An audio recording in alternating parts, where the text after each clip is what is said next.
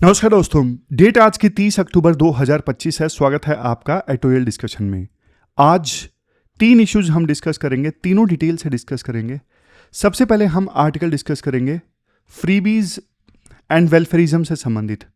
दूसरा आर्टिकल हम डिस्कस करेंगे सी राजा मोहन का G2 के बारे में। G2 मतलब दो बड़े देश, great two powers USA and China, दोनों के बीच में ट्रेड डील साइन होने वाली है और आज दोनों देशों के प्रीमियर्स के बीच में, राष्ट्रपतियों के बीच में साउथ कोरिया के शहर बुसान में मुलाकात होने वाली है।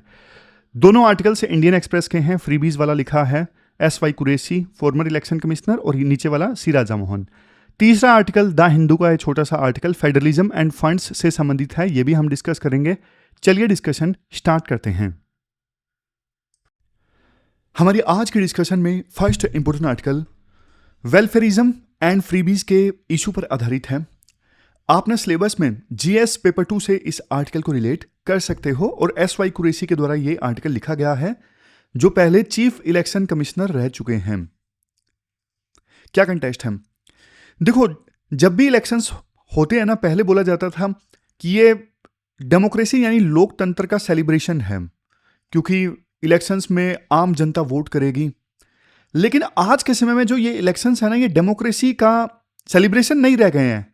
ये डेमोक्रेसी की ऑक्शनिंग बन गए हैं। डेमोक्रेसी नीलाम की जाती है। सीधा सीधा वोटर्स को ना ब्राइब देने की कोशिश की जाती है कि हम आपको पैसे दे रहे हैं, आप हमें वोट दीजिए। और ऐसा एक पॉलिटिकल पार्टीज नहीं कर रही है, सभी पॉलिटिकल पार्टीज लोकतंत्र की नीलामी में शामिल हैं। जैसे आप ना अभी बिहार का एग्जांपल लीजिए। बिहार में इलेक्शन होने वाले हैं और सभी पॉलिटिकल पार्टीज ने ना 8 लाख करोड़ से भी ज्यादा के वादे कर दिए हैं। इतना तो देखो बिहार का बजट भी नहीं है। जितने वादे किए गए हैं ना पॉलिटिकल पार्टीज के द्वारा, वो बिहार के एनुअल बजट से 3 गुना ज्यादा है। एक पॉलिटिकल पार्टी कहती है हम आपको 125 यूनिट फ्री इलेक्ट्रिसिटी देंगे, आप हमें वोट दीजिए। दूसरी पॉलिटिकल पार्टी कहती है कि हम 125 के बजाय 200 यूनिट फ्री इलेक्ट्रिसिटी देंगे, आप हमें वोट दीजिए। और एक पॉलिटिकल पार्टी कहती है हर एक फैमिली को एक गवर्नमेंट जॉब दी जाएगी, हर एक फैमिली को एक गवर्नमेंट जॉब। तो देखो ये काफी ज्यादा रिडिकुलस है, क्योंकि इतनी जॉब्स हैं ही नहीं बिहार में। और अगर हर एक फैमिली को एक गवर्नमेंट जॉब दे भी दी जाए तो टोटल खर्च आएगा 7.5 लाख करोड़। तो ये पॉसिबल ही नहीं है, ये फिजिकली इम्पॉसिबल है। मतलब आप बजट, बिहार का जितना बजट है उससे ज्यादा की घोषणा कर रहे हो, तो इसका मतलब आप जनता को मूर्ख बनाने की कोशिश कर रहे हो। तो मतलब पॉलिटिकल पार्टीज कहती हैं ये वेलफेयर है, राइटर कहते हैं ये वेलफेयर नहीं है, ये फ्रीबीज हैं। वेलफेयर और फ्रीबीज के बीच में डिफरेंस होता है, जिसकी बात अभी हम इस आर्टिकल में करेंगे। जैसे देखो ये फर्क है। वेलफेयर क्या होता है? वेलफेयर का मतलब होता है जनता में कैपेबिलिटी बनाना। वो फेमस एग्जांपल हम डिस्कस करते हैं ना, आप एक इंसान को मछली देने के बजाय उसे मछली पकड़ना सिखाओ, ताकि आगे जाके वो खुद से मछली पकड़ सके और अपना पेट भर सके। तो ये है कैपेबिलिटी डेवलपमेंट अप्रोच, कि हम वास्तव में जनता का भला चाहते हैं, हम उनका वेलफेयर चाहते हैं, तो हम उनके अंदर कैपेबिलिटी डेवलप करेंगे। और देखो वेलफेयर की बात तो हमारे संविधान में भी की गई है। आर्टिकल 38, आर्टिकल 39 DPSP का, ये जनता के वेलफेयर की बात करते हैं। संविधान ने बोला है सरकार को कि आप जनता का वेलफेयर सुनिश्चित करो। लेकिन देखो, जब जनता की कैपेबिलिटी हम डेवलप करते हैं ना, तो लॉन्ग टर्म में वो अपने आप से अपना पेट भर सकते हैं, तो लॉन्ग टर्म में उनका डेवलपमेंट होता है। जैसे मिड डे मील स्कीम का एग्जांपल दिया जाता है। अब मिड डे मील स्कीम चलाई गई, ये देखो फ्री भी नहीं है, ये फ्री भी नहीं है, क्योंकि देखो मिड डे मील स्कीम चलाने से ना, एक तो स्कूलों में इनरोलमेंट बढ़ा, बच्चों में जो न्यूट्रिशन की समस्या थी वो दूर हुई, समाज में एकजुटता आई, क्योंकि बच्चे जब अलग अलग कास्ट के बच्चे साथ बैठ के खाना खाते हैं तो वो भेदभाव कास्ट के नाम पे वो बच्चों में कम होता है। तो ये सब फायदे हुए मिड डे मील स्कीम के। ये वेलफेयर है, वास्तव में ये वेलफेयर है कि सिटीजन्स कैपेबल होते हैं। लेकिन फ्रीबीज में क्या होता है? फ्रीबीज में ना, जैसे फ्री में चीजें बांट दी। फॉर एग्जांपल, इलेक्शन की डेट डिक्लेयर होने से ठीक पहले, अगर देखो सरकार इलेक्शन की डेट डिक्लेयर होने से ठीक पहले अगर सरकार देखो किसी सेक्शन के खातों में, फॉर एग्जांपल महिलाओं के खातों में पैसे डाल देती है, तो ये क्या है? 5 साल आपने कुछ नहीं किया, अब इलेक्शन डिक्लेयर होने वाले हैं तो उससे पहले आपने अकाउंट्स में पैसे डाल दिए। ये रेवड़ी है, ये फ्रीबी है। इनका क्या होता है, इनका शॉर्ट टर्म कंजप्शन होता है, सिर्फ आप डिपेंडेंट बना रहे हो जनता को। उनको फ्री में पैसा देके आप जनता को डिपेंडेंट बना रहे हो, उनको आप कैपेबल नहीं बना रहे हो। सिटीजन इससे ना कस्टमर बन जाते हैं कि सरकार एहसान जता रही है कि हम आपको पैसे दे रहे हैं। भाई तुम क्या पैसे दे रहे हो, जनता के पैसे हैं। सरकार मतलब जो पैसा कहां से लाती है, टैक्स पेयर्स का पैसा है। आपने जो जीएसटी भरा, मैंने भरा, इनकम टैक्स हमने भरा, ये वो पैसा है, टैक्स पेयर्स का पैसा है। और सरकार यूज कर रही है उस पैसे का इलेक्शन डिक्लेयर होने से ठीक पहले वोट खरीदने के लिए। तो ये क्या है, ये फ्रीबी है। तो ऑनेस्ट वेलफेयरिज्म और फ्रीबीज दोनों में डिफरेंस है। फ्रीबीज में फ्री में चीजें बांट दी जाती है, जनता डिपेंडेंट हो जाती है और शॉर्ट टर्म में कंजप्शन बढ़ता है, लॉन्ग टर्म में कोई फायदा नहीं होता। लेकिन ऑनेस्ट वेलफेयरिज्म में क्या होता है, लॉन्ग टर्म में कैपेबिलिटी डेवलप होती है। फॉर एग्जाम्पल, एक पॉलिटिकल पार्टी बाईसाइकिल फ्री में बांट देती है। अब लड़कियां जो है साइकिल पे जाएंगी स्कूल, लड़कियों का स्कूल में इनरोलमेंट बढ़ेगा, इससे फायदा हो रहा है, ये रेवड़ी नहीं है। लेकिन आप फ्री में और कोई चीज बांट रहे हो, मिक्सर ग्राइंडर बांट दिया आपने, समझ रहे हो, आपने कंगन बांट दिया, सोने का कंगन हम फ्री में देंगे, ये रेवड़ी है। और राइटर बोलते हैं देखो यहां पे ना एक डबल स्टैंडर्ड देखने को मिलता है सरकार का। डबल स्टैंडर्ड मतलब नाम देखिए आप, कुछ समय पहले ना 2019 से पहले सरकार ने ना कॉर्पोरेट टैक्स कम कर दिया था, 30% से कम करके 22% कर दिया था। तो इससे ना सरकार को रेवेन्यू लॉस हुआ 1.45 लाख सीआर। सरकार ने बोला कि कॉर्पोरेट टैक्स इसलिए कम किया गया है क्योंकि इससे इन्वेस्टमेंट हमारे देश में ज्यादा आएगी। तो जब देखो अमीरों के लिए कॉर्पोरेट टैक्स कम किया गया तो इसे तो बोला गया बोल्ड इकोनॉमिक्स रिफॉर्म्स हैं, ये इन्वेस्टमेंट इंसेंटिव्स हैं, बड़े बड़े टर्म्स का इस्तेमाल किया गया। लेकिन देखो गरीब किसानों को, गरीबों को अगर 1000 रुपए का भी मंथली सपोर्ट दिया जाता है तो उसे बोल दिया जाता है ये रेवड़ी कल्चर है, ये फ्रीबी चुनौती है, ये मोरल थ्रेट है। ऐसे ऐसे वर्ड्स का इस्तेमाल किया जाता है। तो वोकैबुलरी जो है ये हिपोक्रेसी दिखाता है सरकार की या फिर एक्सपर्ट्स की। वोकैबुलरी जो है इससे पता लगता है कि डबल स्टैंडर्ड्स फॉलो किए जाते हैं अमीरों के मामलों में और गरीबों के मामले में। फिर थोड़ा कानूनी दावपेंच की बात राइटर करते हैं। राइटर बोलते हैं देखो यहां पे ना एक बहुत बड़ा पैराडॉक्स है कि कानूनी भाषा में ये जो फ्रीबी कल्चर है गलत है या नहीं है, यहां पे एक पैराडॉक्स है, विरोधाभास है। क्या है, देखो रिप्रेजेंटेशन ऑफ पीपल एक्ट 1951 का सेक्शन 123 नीचे देखिए, आरपीए एक्ट सेक्शन 123। अब इसमें यह लिखा हुआ है कि एक कैंडिडेट, मान लीजिए महेश इलेक्शन लड़ रहा है और वो देखो किसी वोटर को चाय भी पिला देता है ना इलेक्शन से पहले, तो वो ब्राइबरी माना जाएगा, वो माना जाएगा ब्राइबरी। लेकिन देखो एक पॉलिटिकल पार्टी अपने मैनिफेस्टो में 2500 रुपए पर मंथ देने का वादा करती है, तो वो करप्ट प्रैक्टिस, वो ब्राइबरी नहीं है। तो ये एक बहुत बड़ा पैराडॉक्स है। इंडिविजुअल कैंडिडेट अगर चाय भी पिला देता है तो उसे रिश्वत माना जाएगा कि वोटर को रिश्वत देने की कोशिश की जा रही है। लेकिन एक पॉलिटिकल पार्टी बेशक 2500 रुपए पर मंथ का वादा कर दे लाखों करोड़ों लोगों को, तो यह लीगल है, इसे गलत नहीं माना जाएगा। तमिलनाडु में ना यह कल्चर बहुत पहले आ गया था, रेवड़ी कल्चर। इलेक्शन से पहले टीवी बांटेंगे, हम इलेक्शन जीत गए तो मिक्सर ग्राइंडर बांटेंगे, ऐसे वादे पॉलिटिकल पार्टी कर देती थी। तो यह केस गया सुप्रीम कोर्ट में 2013 में ना। सुप्रीम कोर्ट ने S Subramaniam Balaji versus Tamil Nadu case में ना फैसला दिया। सुप्रीम कोर्ट ने बोला ये जो मैनिफेस्टो में फ्री की चीजें बांटने की बात की जाती है ना, इससे इलेक्शंस ढंग से तो नहीं होते, ये बात तो सच है। फेयर इलेक्शंस की जो रूट है वो तो हिल जाती हैं। बट सुप्रीम कोर्ट ने सिर्फ ये बात बोली। सुप्रीम कोर्ट ने ना मैनिफेस्टो में ये जो फ्री वाले वादे किए जाते हैं ना, इन पर रोक नहीं लगाई। सुप्रीम कोर्ट ने बोल दिया ये मैनिफेस्टो प्रोमिसेस जो है वो पॉलिसी स्टेटमेंट्स हैं, वो ब्राइब नहीं है। तो इसलिए सुप्रीम कोर्ट ने रोक नहीं लगाई मैनिफेस्टो में जो फ्री के वादे किए जाते हैं। तो इस वजह से देखो ये जो मैनिफेस्टो में फ्री के वादे किए जाते हैं रेवड़ी वाले, वो धड़ल्ले से अब सभी पॉलिटिकल पार्टीज के द्वारा धड़ल्ले से फॉलो करने उन्होंने स्टार्ट कर दिए हैं। लेकिन इनसे नुकसान देखो कितना ज्यादा होता है। इनसे नुकसान इतना ज्यादा होता है कि जो आने वाली हमारी जनरेशन्स है ना, वो कर्ज के बोझ तले दबी रहेंगी, क्योंकि पॉलिटिकल पार्टीज के द्वारा ना कुछ भी वादे कर दिए जाते हैं कि सिर्फ इलेक्शन जीतने के लिए, कि कम से कम इलेक्शन जीतें, बाद में देखेंगे कहां से पैसा आएगा, फर्क नहीं पड़ता, अब सिर्फ इलेक्शन जीतते हैं, कुछ भी वादा उसके लिए करना पड़े। पंजाब में वादे किए गए हमेशा से, मतलब पिछले कुछ सालों से वादे किए जाते हैं, फ्री वाले, किसानों को फ्री बिजली दी जाएगी, और पूरा भी किया जाता है पॉलिटिकल पार्टीज के द्वारा। लेकिन इससे ना पंजाब का जो डेट टू जीडीपी रेशियो है ना, कितना हो गया, 47.2%, हमारे देश में हाईएस्ट है। राजस्थान की सरकार ने फ्रीबीज पे 2023-24 में ना 56,000 करोड़ रुपए स्पेंड किए। ये पैसा कहां से आता है? टैक्स पेयर्स का पैसा है। इकोनॉमी बर्बाद हो रही है। आरबीआई ने वार्निंग दी थी 2022-23 में, कुछ स्टेट्स ऐसे हैं जिनके ऊपर बहुत ज्यादा डेट है और उनकी इकोनॉमी जो है वो कोलैप्स करने वाली है, सारा बर्डन आएगा टैक्स पेयर्स पे।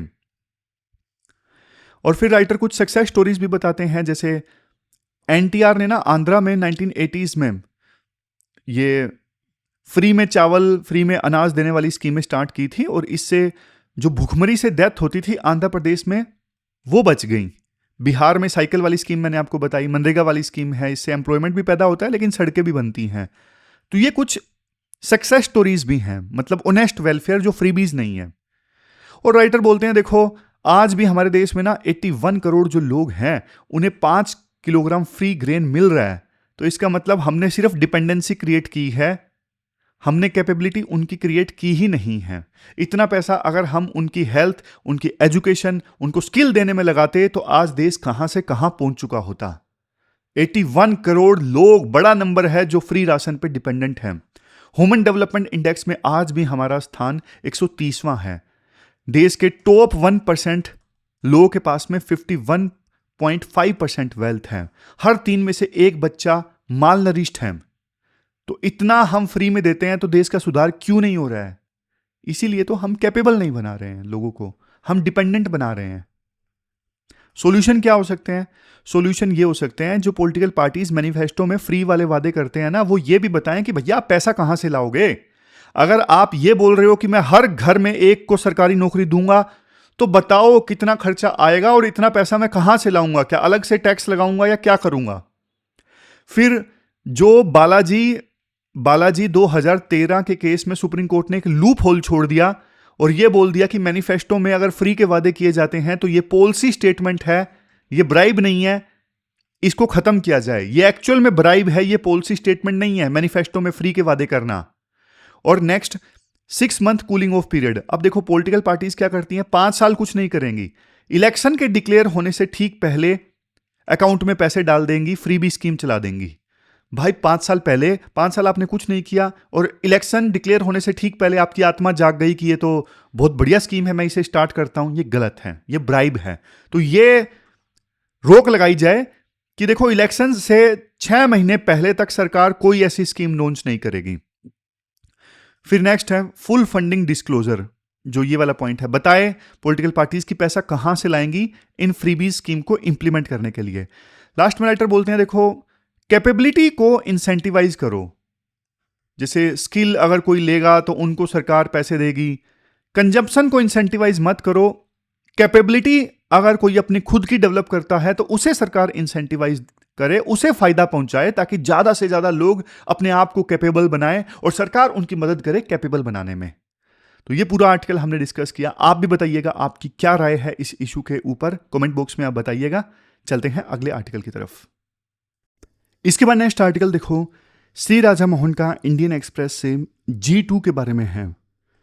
G2 यानी चाइना एंड यूएसए दोनों का ग्रुप, दोनों की मुलाकात हो रही है साउथ कोरिया के शहर बुसान में एक नया ग्लोबल ऑर्डर बनाने के लिए। तो ये कंटेक्स्ट है। राइटर हाइपोथेटिकल सिचुएशन देते हैं, वो बोलते हैं कि देखो ये मुलाकात दोनों देशों के राष्ट्रपतियों के बीच में इसलिए हो रही है क्योंकि जो ट्रेड वार स्टार्ट हुआ था यूएसए और चाइना के बीच में, वो शांत हो गया है। दोनों देश एक ट्रेड डील करने को तैयार हैं, लेकिन दोनों देश चाहते हैं कि जब इन दोनों की मुलाकात हो रही है तो बात सिर्फ ट्रेड डील पे नहीं होनी चाहिए, बात होनी चाहिए कि एक नया ग्लोबल ऑर्डर, एक नया ग्लोबल पीस प्लान दोनों देशों ने बनाया है। मतलब समझ गए, सी राजा मोहन ना बता रहे हैं क्या क्या बातें होगी।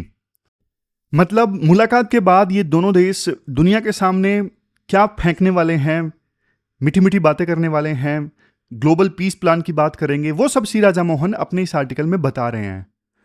राइटर बोलते हैं ये ग्लोबल पीस प्लान जो है ये एक फ्रेमवर्क होगा।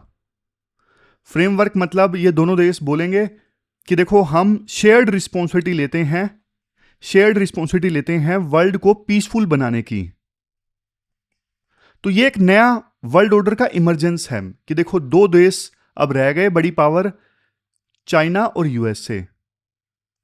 दोनों देश कह रहे हैं कि अब वर्ल्ड जो है वो बायपोलर है, कि हम ही दो हैं और हम मिल के अपनी दादागिरी करेंगे इस पूरे वर्ल्ड में।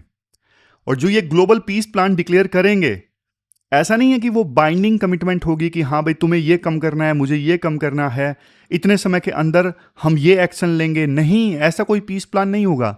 बस मीठी मीठी बातें बोली जाएंगी, मीठी मीठी बातें, जैसे मिलके हम न्यूक्लियर वेपन्स को लिमिट करने की कोशिश करेंगे और न्यूक्लियर कमांड में एआई का यूज नहीं होना चाहिए। ऐसा ना हो कि एआई गलती से न्यूक्लियर बॉम्ब लॉन्च कर दे।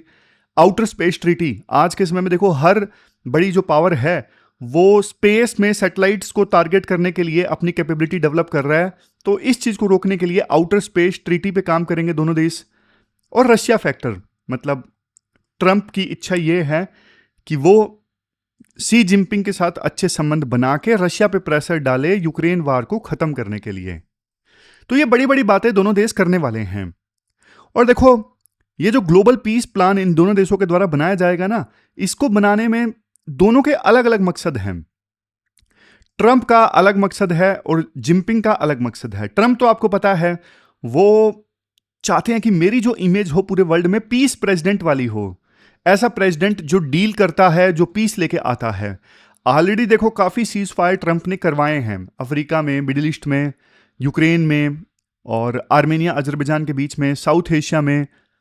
इवन कुआलालंपुर में ट्रंप गए, वहां पे कंबोडिया और थाईलैंड के बीच में पीस एग्रीमेंट साइन करवाना भी ट्रंप का एक मकसद है कि वो कुआलालंपुर गए आसियान समिट में हिस्सा लेने के लिए।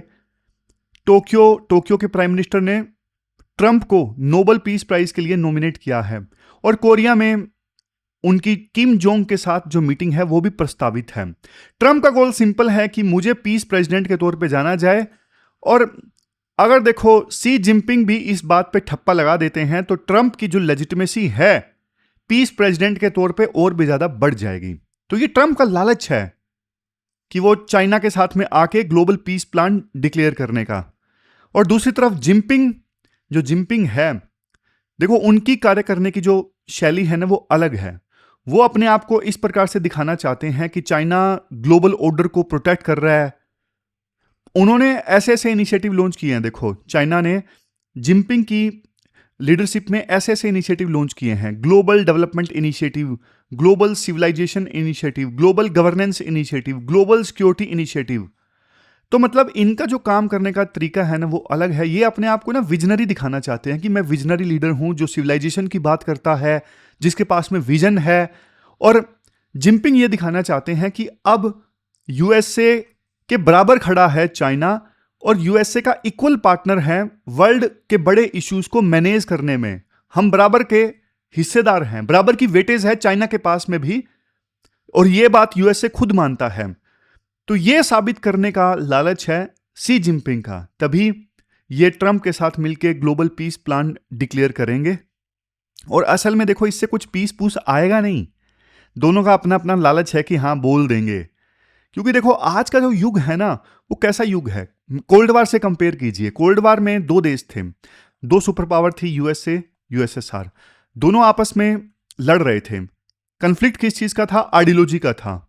यूएसएसआर में था कम्युनिज्म और यूएसए के साथी देशों में था कैपिटलिज्म। तो ये आइडियोलॉजिकल फाइट थी। दोनों देशों के बीच में ट्रेड ना के बराबर था, दोनों ने अपने अपने ग्रुप बना लिए थे। लेकिन आज भी बायपोलर वर्ल्ड है, लेकिन एक नया तरह का बायपोलर है। एक तरफ चाइना है, दूसरी तरफ यूएसए है। लेकिन दोनों देश कंपटीशन तो करते हैं, इकोनॉमी में, मिलिट्री में, हर जगह पे कंपटीशन करते हैं, लेकिन आपस में जुड़े भी हुए हैं, आपस में ट्रेड भी करते हैं, आपस में व्यापार भी करते हैं। क्यों? क्योंकि इंटरडिपेंडेंस है, ट्रेड का इंटरडिपेंडेंस है, एक दूसरे पर डिपेंड करते हैं। सप्लाई चेन, बहुत सारी चीजें हैं, यूएस से चाइना से लेता है, चाइना यूएसए से लेता है। तो ये जो न्यू बाइपोलर वर्ल्ड है ना, ये है कॉम्पिटिटिव कोएग्जिस्टेंस। कॉम्पिटिशन तो है दोनों देशों के बीच में, लेकिन सर्वाइव भी कर रहे हैं दोनों देश, कोएग्जिस्ट भी कर रहे हैं। समझ गए? तो ये आज का युग कैसा है? दोनों देशों के बीच में कॉम्पिटिटिव कोएग्जिस्टेंस है। और राइटर ना एक वर्ड इस्तेमाल करते हैं जो मैं पहले भी आपको बताया है, थुसाइडाइट्स ट्रैप। ये क्या होता है? देखो, एक सुपर पावर को जब किसी राइजिंग पावर के द्वारा चैलेंज किया जाता है ना, तो वार होता ही है ऐसी सिचुएशन में। अब यहां पे सुपर पावर है यूएसए, राइजिंग पावर कौन है? चाइना। चाइना यूएसए का स्थान लेना चाहता है, तो चाइना आसानी से, यूएसए आसानी से तो मानेगा नहीं, लेकिन चाइना राइजिंग पावर है, वो कहता है कि पावर अब मेरे पास में है, तो मुझे सुपर पावर बनना है आपको रिप्लेस करके। तो ऐसी सिचुएशन में दोनों देशों के बीच में युद्ध होता ही है, पास्ट में भी हुए हैं और आगे भी इन दोनों के बीच में होगा। तो जो ये ग्लोबल पीस प्लान डिक्लेयर किया जाएगा ना चाइना और यूएसए के द्वारा, ये एक रणनीति होगी उस ट्रैप को अवॉइड करने के लिए कि दोनों देशों के बीच में युद्ध ना हो। समझे?